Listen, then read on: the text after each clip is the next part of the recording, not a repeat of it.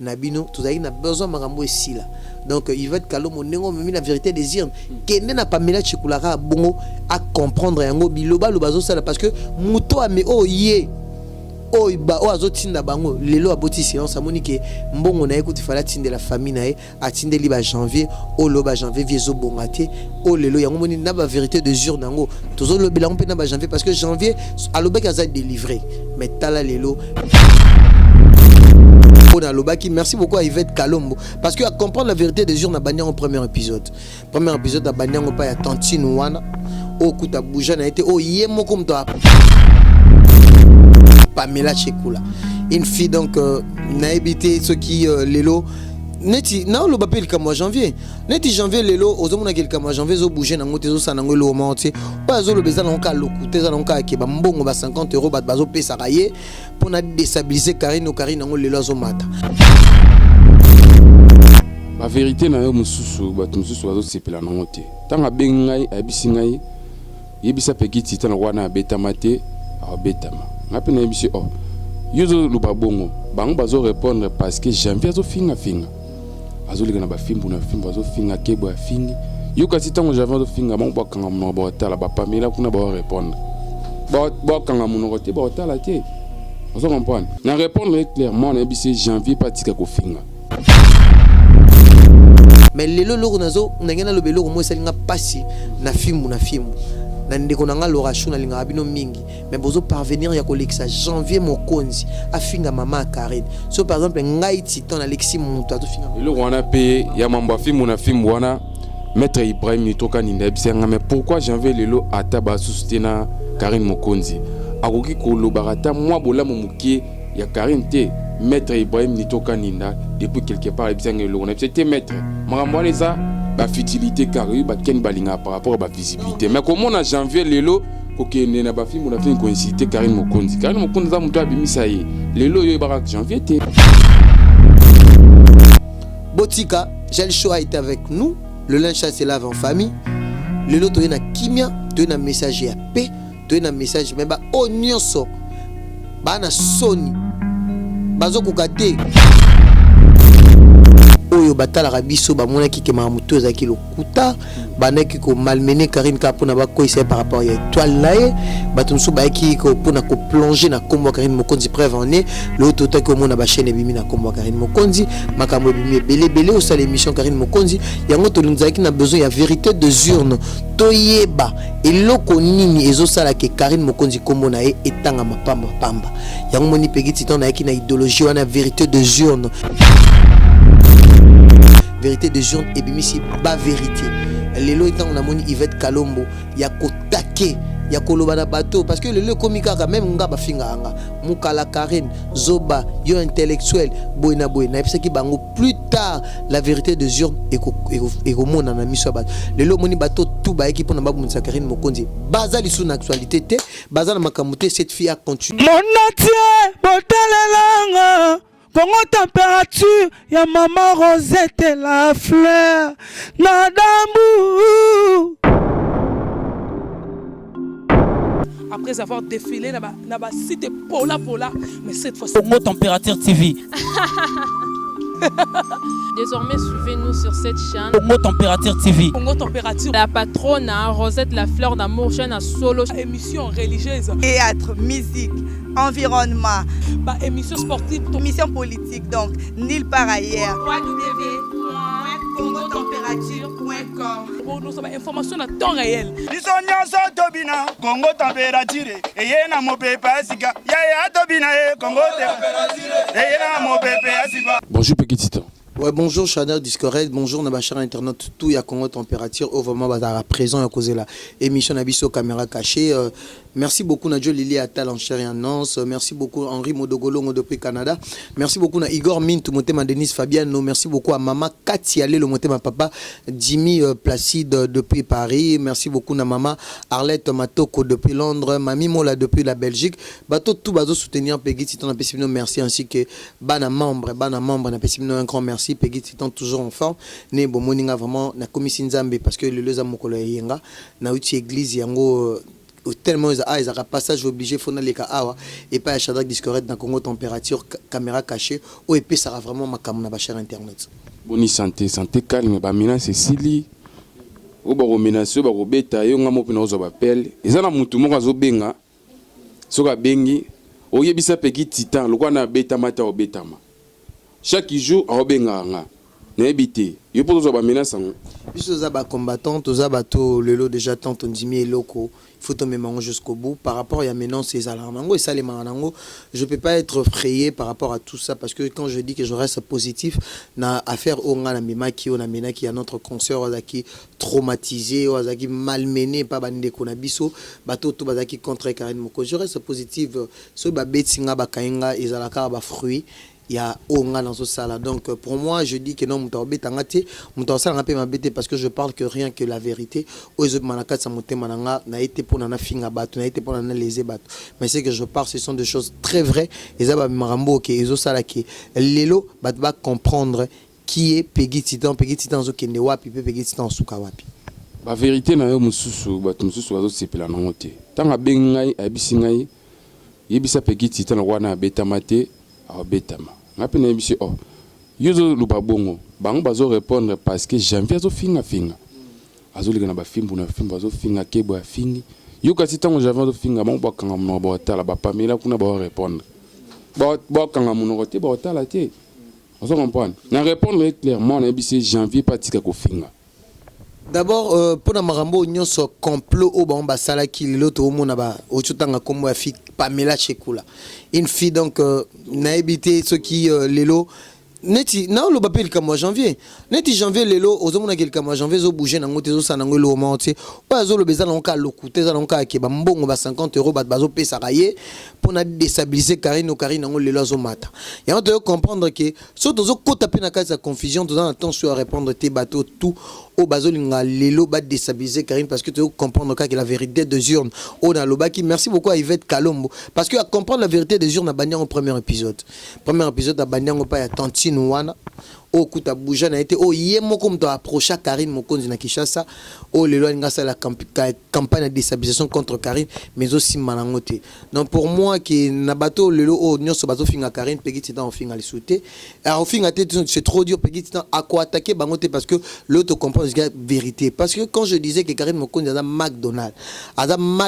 ata borolo ba ke monotonie Peggy Titan reste positif parce que marque est déposé au lelo so bo sali ba émission na bino quand vous parlez pas d'elle bozala bien tié donc ça veut dire qu'aujourd'hui Peggy Titan na cause on a défendre et ça cause mo valable au batulelo bazo mon étant que Karine Mokonzi a été notre référence a été notre consoeur au dozagné place moko j'ai ce droit ya ko lo bamarambo Karine avec tout honneur avec toute autorité avec tout honneur avec toute autorité de mon alelo réconciliation ya gel show na Karine première soin nous tant qui a salué. D'abord moi salinga bien merci beaucoup parce que on a naza diviseur T au moni quand je et loko ça la pas si dans le bagage je parle trop de Gel Show parce que Gel Show azaki privé moi je reconnais Gel Show par rapport le lope na bato pe bachanga poids yango moni jipe ki maloba ki ngabi batu bandima Peggy Titan c'était grâce à Karine parce que bato na bazala ki o bandima nga Gel Show était parmi lorsque ça l'est pas si Karine Mokonzi a été délaissé par rapport à ma propre amie na et par rapport à ma propre privé na zaki na bango. C'est pour cela que je disais ça. Je disais, Gel Show, tu as oublié. Mais aujourd'hui, merci parce que Nzambe Oasara, grâce Gel Show, a vite compris que Karine Mokonzi reste son ami. Par rapport le lot, de mon innocence, il y a émission à Gel, Baeko Zoyango, Bachiango, na site, ya Marie Bongo, la confusion. Pour moi, j'avais dit que Gel Show, Bimana Makama Marie Bongo, la relation à Bangona Karine, Tika bango ba potana. Mettons que toi tu le privé à Karine Mokonzi. Reste une église au milieu du village. Mais Zala pour Karine Mokonzi parce que c'est ta copine. Obo bandine na Kinshasa. Oyo yebi ma bena yebi malamu na ye. Ngana ko kabolate. Pour tout que je disais pour Gel Show, c'est notre consoeur. Je peux pas j'ai essayé un peu de rectifier mais ngai na kota na vie privée à Gelte, na finga ki Gelte et là qu'on a mané qu'on regrettait Gel Show.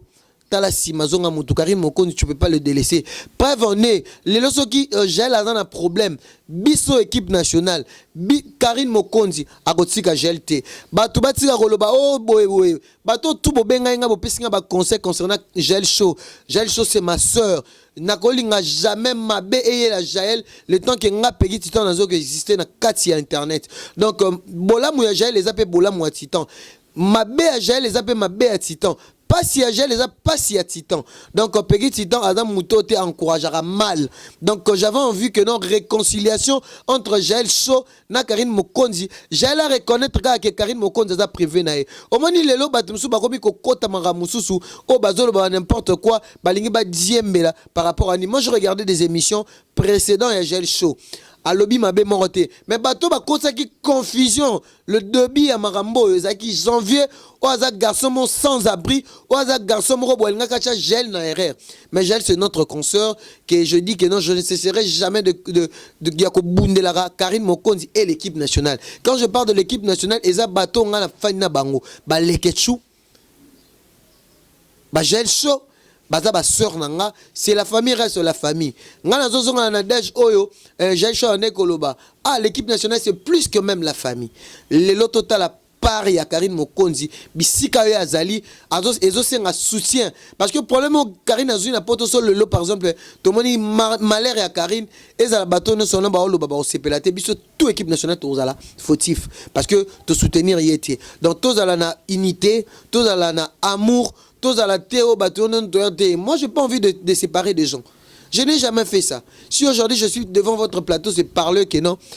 Par rapport à l'innocence, il y a Jaël Chaud. Oh, ben, malmené, ba côte na bouzoba. Mais je dis que Jaël Chaud, milongola na bouzoba, Marie Bongola.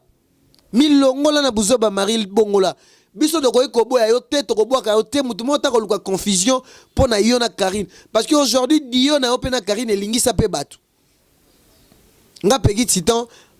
Naza mutoyo botala déjà longinanga loba ke longinanga je viens sincèrement ya koloba makambu ya malamu Jaël Chaud pour tout ce qui s'est passé le linge ça c'est lave en famille Peggy Titan t'a pas attaqué Peggy Titan t'a pas insulté des choses oh le peso pas si Peggy Titan parle que il y a privé que tu parlais avec Karine aujourd'hui tu avais laissé Karine tu as laissé Karine lelo abundi bituma makasi avec ses ennemis je pense que nazong si oka na refrain moro na elo mo ya kala tant que Karine Saka anniversaire na izara la Kasavubu famille à Roger Ngandou baya kokangison en plein fête j'étais là Jaël Chaud ngai na Karim Mokonzi na les autres tolongwa makolongulu tina pire balobi le bienfait s'oublie jamais zonga tana sima na ebi ke Karim Mokonzi ezana ngo problème te bwana Karine botuka ozana problème te bat ba kotsa bino na babuzoba peu en plus entourage à bateau à ma baie ba abiri ba janvier ba bateau ba na niveau na hote okoki kolanda bango te Jaël Chaud tu es une fille très intelligente très sage c'est que moi aujourd'hui je suis venu sincèrement je veux que toi avec ta sœur ta consoeur Karine Mokonzi tu as vu le frère de Karine Mokonzi Armand Mokonzi qui a jamais passé à la télé et aujourd'hui pourquoi il a passé à la télé c'est parce que à Monique sœur naïe azaki traumatisé et pourquoi pas Jaël aussi peut aussi conforter Karine, peut aussi prêter sa main forte na moninga nae o Karine pesi a sala yango. Donc na ba cher internet tout o les aki bango o ba mona ki pegi titan taquiner toujours Jaël Chaud parce que je sais quelle relation Jaël Chaud azaki na ona Karine Jaël Chaud fallait tous années na kati ya bataille oyo entre moi et elle. Yako ko bundisa mutute mais à koloba la vérité parce que elle a vécu avec Karim Mokonzi c'est un peu ça donc Jaël Chaud c'est ma sœur je pense que na itao azali wana aza mutu fo azana tranquillité azana kimia azala bien na mutu nyonso bientôt elle va accoucher c'est notre sœur on lui souhaite de bonnes chances bientôt elle aura un bébé arosa déjà na mwana nae o azana mabo Jaël Chaud c'est une fille bien mais en plus à Kabara. Moi, j'ai vécu aussi un peu de temps, pas un peu de temps, beaucoup de temps avec Jaël Chaud. Où je venais, c'est une fille accueillante, c'est une fille très bien. Ça m'a beaucoup pété. À Koka, pas si abatouté. Je pense que je ne suis pas là pour le séparer avec sa sœur. Mais je le parlais que non, par rapport à son innocence. En première,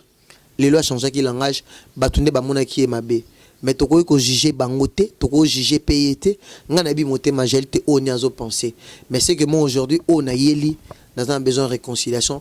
ya yé na Karine Mokonzi c'est sa sœur wa kotika la sœur na tino mokile kokufa bato bazolo ba n'importe quoi concernant Karine na Jaël botika Jaël Show a été avec nous le linge se lave en famille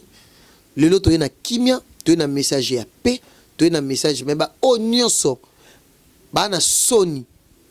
bazo kokate pona ba approcher Karine Mokonzi bango to babandaka ko approcher Karine Mokonzi na molamu ya Karine o azaki nango afana na bato amela na bato mais biso loba Peggy Titan j'ai suivi janvier abisinga Peggy Titan mrambo sala zo diffronté mais aujourd'hui o nzamba zong selinga na o Karine a reconnaître que Peggy Titan boy maloba o ya loba nanga yango mte salanga esalinga pe boy lelo nazala na miswa bato. Donc je ne cesserai jamais à reconnaître Karine Mokonzi. Peut-être qu'on a un problème na Karine parce que Karine Mokonzi, elle est la majorité. Le fan aujourd'hui au bazo soutenir. Ba fan de ba ebisinga Peggy Titan, Jaël Show et Karine baza ba sœur. Luka osala au joueur intermédiaire na Katiwana. Ola Ksake, Maloba Oyo Lobaka, ezalaka toujours vérité pour Nabisoto Lingao. Aujourd'hui, je suis venu parler Yakoloba Jaël Show, c'est notre sœur Atala Liboso, Atala Simate, Atala Nanubolamu, Atala Mabe, Atala Malamu, O Yena Karine, O Bango ba c'est supportant entre Bango. Tant on bazara nanu ensemble, mais bazaka kapé toujours ensemble, bakabonité, ezakaka, baléa, ezakaka, ba découragement internet, ba mensonge internet, bato ba kapona okabola bato. Mais pour moi, je n'ai jamais vu que Jaël Show, c'est un peu de taquiner Karine, na nengemo na sens mo ya moralité à mabé. Mais aujourd'hui, Peggy Titan, étant que mon sang ici, mon zal ici, le défenseur, le porte-parole, Yabandeko, Bango, malgré que je suis naza chroniqueur musical, chroniqueur d'investigation, journaliste d'investigation, éducateur de masse. Aujourd'hui, je suis venu pour la réconciliation entre Jaël et Karine. C'est que moi, c'est que c'est notre souhait et le souhait de tout le monde. Merci beaucoup. Nous répondons à Ndégonon Jaël. En tout cas, na senti pena que on a boulingo na Jaël. Comment on a lelo Yvette Kalombo à côté na vérité des urnes. Oyo bande ko lobango tongo mindi pourquoi on a Congo température. Batu babande ko comprendre te pour ni no lobela vérité des urnes. Mais ko sala nga bien na mona Congo liziba. Et comme pena épisode ndekona yo concert na yo ser na yo Yvette Kalombo amungo loba vérité des urnes. Comment on a bongo et ça qui on déni.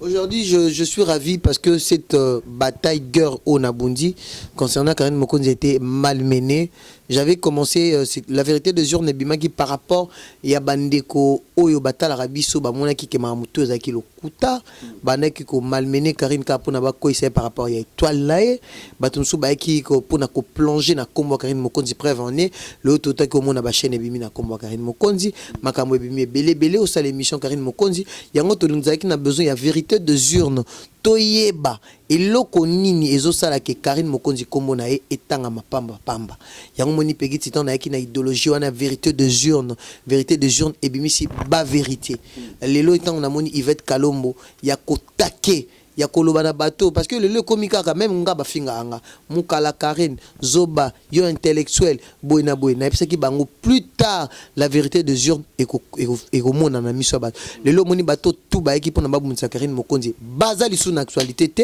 bazala makamute cette fille a continué toujours ya kosala musana et puis na yoko ya na deuxième étape on a bien que benga Karine Mokonzi McDonald donc marque déposée donc ça veut dire que ezaki na étoile ezaki na eloko mo ezaki na katiwana mensonge ezaki mingi main noire ezaki mingi ba montage ezaki mingi tant au moni lelo na ye pour la réconciliation ça veut dire que tous la biso déjà na victoire haute déjà au bat ba monaki yango que Karine Mokonzi reste exceptionnel Karine Mokonzi reste l'unique à son genre Karine Mokonzi reste la madeur de l'internet Karine Mokonzi reste la chroniqueuse le plus aimée il y a Internet, il y a mon vérité des urnes. Si je vois aujourd'hui ma consoeur Yvette Kalombo en train de parler de Karine Mokondo, ça veut dire que bataille on a kenaki nabimi molongi. Oh vraiment, na lobelika ba vérité par rapport à Makambo. La vérité des urnes. Merci beaucoup à Yvette Kalombo qui est dans la 100e épisode. Et moi aussi, je vais essayer un peu de faire dans ça la gag vérité des urnes pour Karine Mokondi. On a benga pe bateau le kana Congo température. Et vous allez gag mais histoire. Je vais pas. Nga kupona ngai babilo wana tika na ba futilité yo déjà balandaka ba yokaka yo kokota na ba futilité to na mona ba msusu ba sala ba gag banini wana tout et tout pona banini te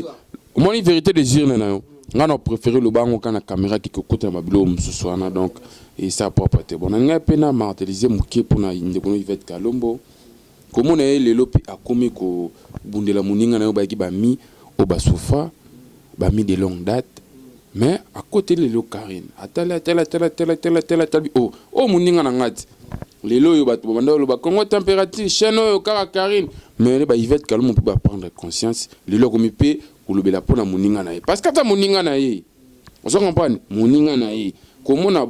Yvette Kalombo ko bundela Karine Mokonzi à rejoindre yo. Et ça li ndenge nini.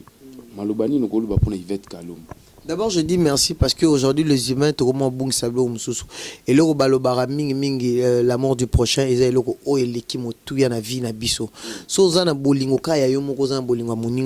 donc ça veut dire que yango na pesi merci na maman Katia Lelo na papa na Jimmy Placide na pesi pe merci na maman Mia Nyota o bango balobaki ke balobi lelo soko zo mona Karine Lelo azoza lokola poubelle ibatuba ka baboka bosoto na bango pa na bango ça veut dire que Karine Mokonzi pa ko comme vaste d'eau o akopesa batu mai ya mai moko dongo quoi mai ya vino apesi batu pour ne pesa batu vie. Bref, on est dans le lobby à des journées parce que le loso tali tous les 2 derniers mois au Tiko Likana batu ba futami c'est grâce à l'actualité à Karine. Donc ça veut dire que Karine Mokondi c'est une fille à ko bongo la makambo continue changement. Lelo quand je vois Yvette Kalombo en train de parler de Karine Mokondi, ça veut dire que il faut avoir la reconnaissance. Au moni mabe na malamu na amitié ezala rango mais soki bo mesani oko garder moninga no pe ako garder. C'est que Yvette Kalombo malgré que non akoye ba pe ba faillite ya Karine, akoye ba mabe à Karine parce que y est pas za na ba mabe mais le temps que tant en amour de prochain et tant que Karine Mokonzi ba fanana Yvette ngamo na ebine Yvette to bane ko zo lokola yaya grande sœur avec une équipe nationale te mazaki lokola manager na biso lokola conseiller na biso soko aye wana mkamuto équipe nationale na kozala wana peut-être ba privé na bango ba non sona Karine, moi je ne sais pas mais considération à lelo apesi sa sœur Karine Mokonzi o to moni ba attaquer asime ngo alobi ke nanko. Donc ça veut dire que azo apporter amour mon envers sa sœur malgré de problèmes à soutenir. Aujourd'hui ça me fait plaisir par rapport à Yvette Kalombo ce qu'il a parlé. C'est ça il fallait tous en ango bisonions depuis le début. Et aujourd'hui ça qui j'ai chaud en horaire mais j'ai chaud avait toujours porté cet amour. Mais abane kolinga ko bimisango boité parce que d'autres personnes ba conseiller à mabe bayaka. Ah yo ça la boy, tala boy, boy. Moni mutakoza na mabe na ye. Ceux qui m'ont dans la mabe, ceux qui ont dans la mabe, là c'est autre chose. Mais ceux qui bisou tout dans la partie mon négatif dans la vie, biso op dérangera battu. Donc ça veut dire que nul est parfait comme lui-même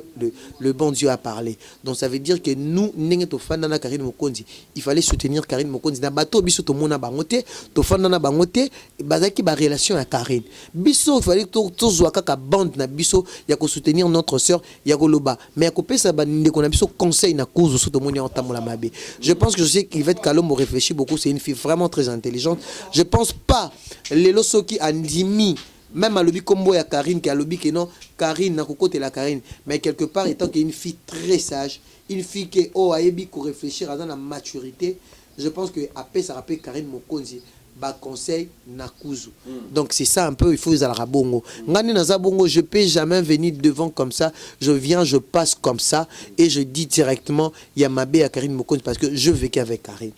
Moi j'ai été avec Karine. Moi j'ai vécu avec Karine Madé Swabana, merci beaucoup d'être là. Ba japonais nyonso ya mboka donc omoni biso tolingaka lelo so moni na attitude pour dire aux gens tozana batou ya maïle na kasa presse. Tozana bateau ba réfléchissaka tinga lelo bandeko ba pesa nga pe confiance neti bandeko quoi ba jali chaud il fallait tout maintenir cette unisson jusqu'au bout. donc bato ba panzi biso lelo tant moni Yvette Kalombo à la sœur à la grande sœur à Jolicia à Bandi pe Prescala, c'est une fille très intelligente. Aujourd'hui elle est en presse en ligne, elle a connu tant azolo ba mambo bolo ba keza délire, ils a délire té azolo ba yango sincèrement pe kasi ya mutema nae. Mais biso to ozanga te ko pesa Karine ba conseil malgré que lelo bato bazaki contre Karine to limbisi na biso bango. Tu comprendre que vérité des urnes auto so bo limbisi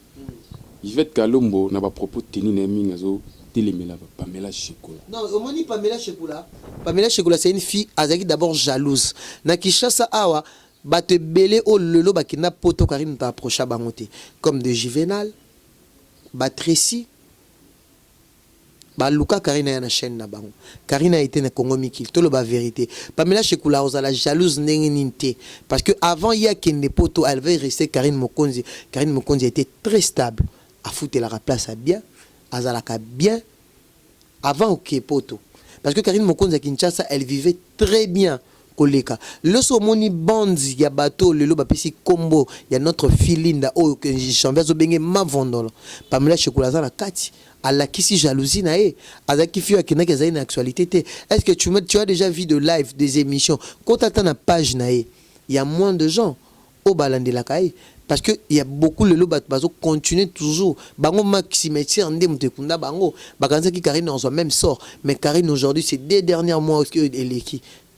on citait que le nom de Karine yango moni bango ba qui pourquoi pas ba vérité ton ba koma kapoto balobaka yango il faut comprendre Karine Mokonzi batunde ba approcher il y a approcher ba mshute yango moni lelo zope sa vice versa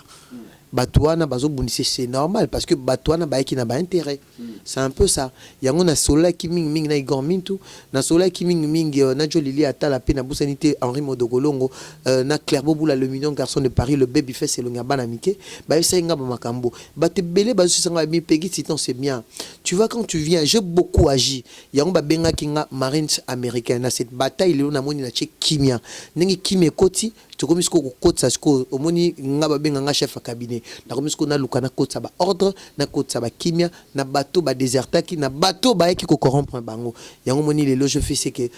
par rapport il y a gloire et Nzambe ba bi limité pour ça de la gloire le regret pour ça de la chute. Karine Mokonzi reste incomparable et elle restera incomparable jusqu'à la fin de sa prestoïka ti mukolo Nzambe mais tant au monde que bat ba soutenir qui merci na bango parce que to lo bay qui kimero kota lelo to moni que non Pamela Chekula zo lo bawana ayebi moko ayebi moko kenda poto ya boujete arana château rouge wana so daki filmo anga sa pe site lokola ba film susu lelo pe ba kenda ba poto na moni ndeko nanga Sarah Ramazani asali site na ye azobunda na coin na ye baza ebele ba sœur na biso pe bazaka na poto o babundaka mais bino lelo quand vous parlez pas de Karine donc bon on a on dirait bon kende libosoté donc ça veut dire que bino pe bo créer actualité na bino tout ça na besoin makambo ici là donc il va être Kalombo nengo même la vérité des urnes kende na Pamela Chekula bongo à comprendre yango biloba lo bazo sala parce que muto ame o ye o ba o azotinda bango lelo aboti silence amoni ke mbongo na écoute fala tinde la famille na e atinde li ba janvier o lo ba janvier viezo bongate o lelo yango moni na ba vérité de jour nango tozo lo belango pe na ba janvier parce que janvier aloba kaza délivré mais tala lelo mais lelo lo nazo ngena lo belo mo salinga pasi na fimu nandeko nanga l'orachou na linga abino mingi mais bozo parvenir ya kolekisa janvier Mokonzi afinga mama Karine so par exemple ngai titan Alexis Muntu afinga le wana pe ya mambo afimu na fimu wana maître Ibrahim Nitoka Nindebsenga mais pourquoi janvier lelo ataba sustena Karine Mokonzi akoki ko lobarata moi bola momukie ya Karine te maître Ibrahim Nitoka Ninda depuis quelque part ebsenga le wana c'était maître makambo eza ba futilité car yu ba ken balinga par rapport à ba visibilité mais comment en janvier lelo ko kende na ba film on a fait une coïncidence Karine Mokonzi za muto abimisa ye lelo yo ba janvier te inaperçu muto mo yeka bozana ba Kardashian ba Christelle Kabea ba teka na loteka ba Gloire Langi ba fifisi wa kuna lelo Karine azwa ya bimisa na visibilité c'est 100% biloko wazana par rapport à Karine Mokonzi tango longwe malgré Marie Bongo la pension bongo 50 €, 100 € mais tango zo finga vous allez appeler à moi sans sa reconnaissance. Pourquoi janvier a poussé, mais sur tel propos tenu en janvier, au monde qui a regret, mais tellement a poussé par rapport au biso congolais, tolinga mingi ko trahir bato par rapport à mbongo toti ko mona ngono mbebele belé les kane banda panda ba décennie ezalaka a bongo lelo ngai naza na temps ya ko répondre en janvier té mais loko nga nazali ko détester ken piana o avien ngai mais traka ba bilo musuko landaka buzz au moni ba bilo mususu to salaka to la musuko ba buzz mais ba bilo musuko ko nuire biso vie mobimba ya komona ke janvier azoleka nazo finga mama Karine yo fanda na Karine a sœur na yo o bosalma peut-être ngai na nokansa c'est comme si jazz na ken pian ba sola raté mais ba sola ba kopera na ba mais na guerre caméra tellement ba yebi kopango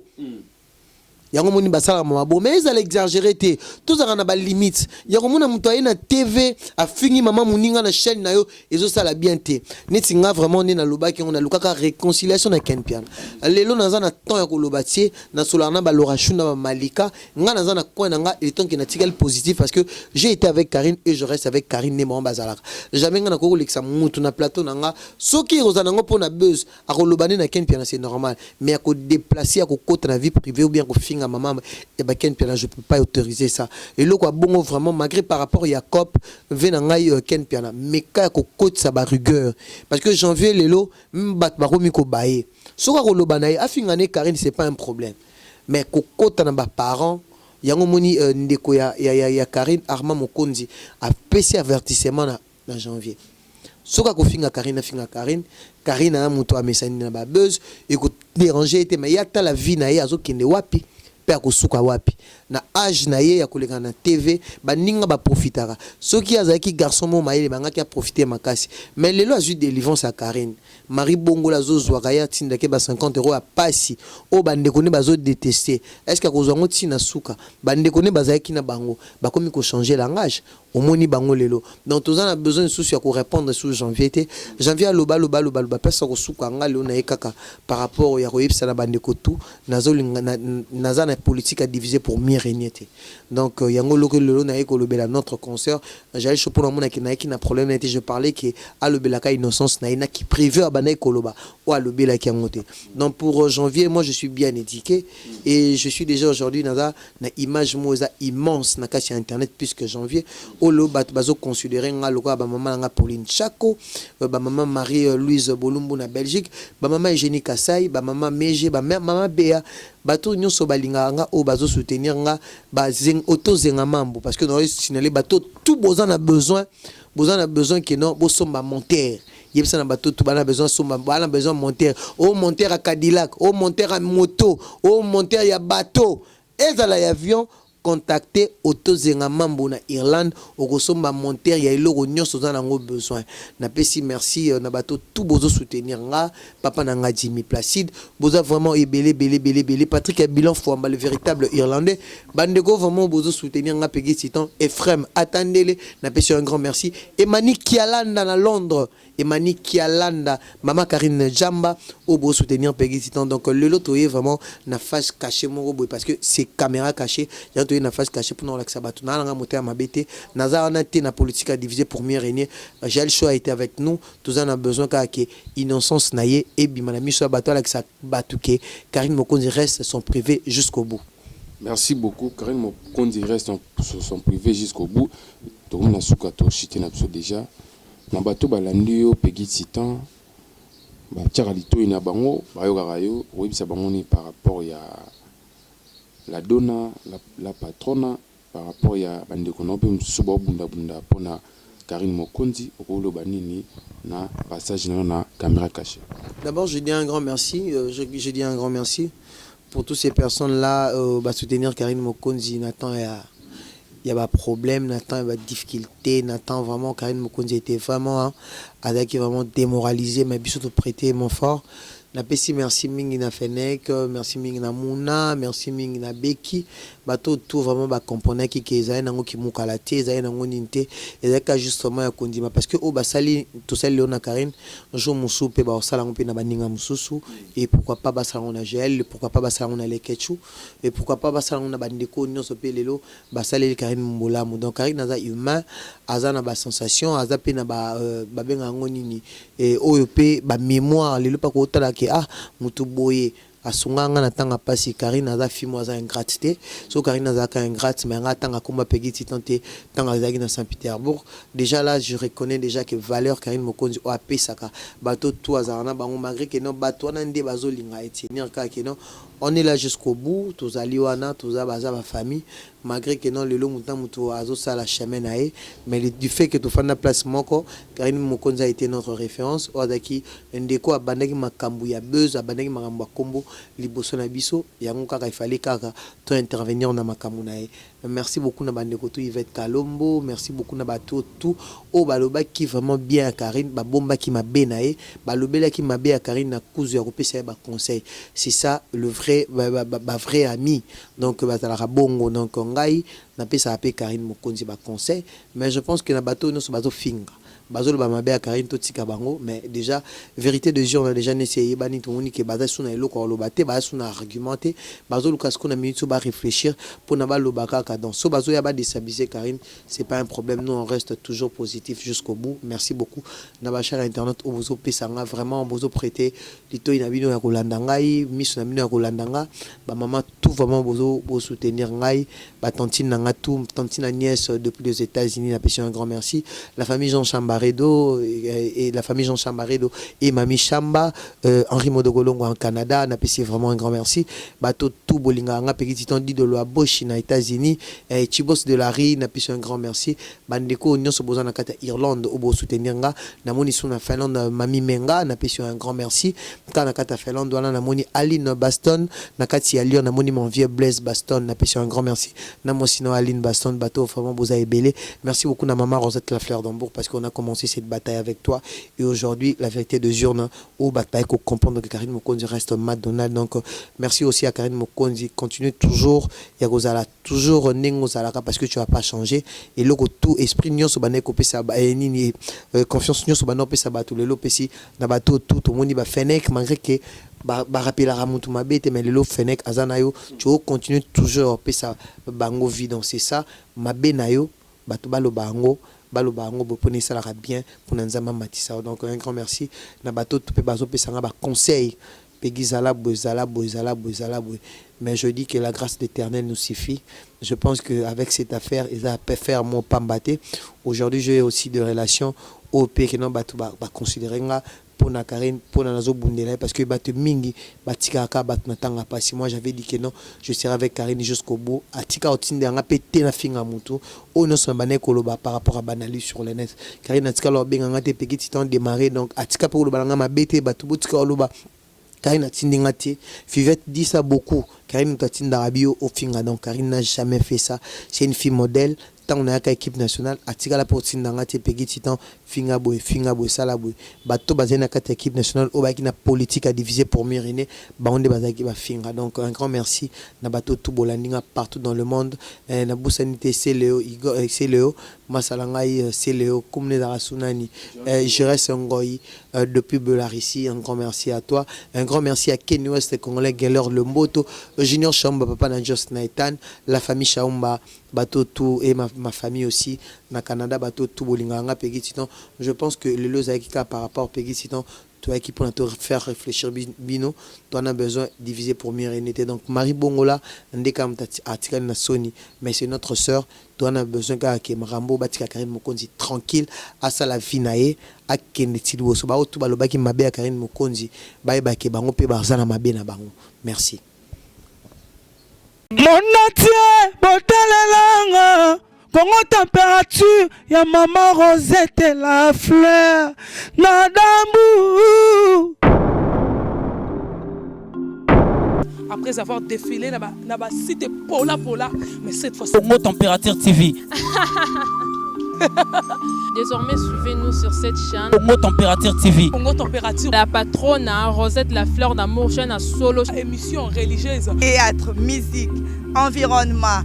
Émission sportive. Émission politique, donc nulle part ailleurs. www.congotempérature.com. Pour nous avoir information à temps réel. Bisogna tobina Congo Température. Et na mo pepa sika. Ya tobina Congo Température. Et na mo pepa sika.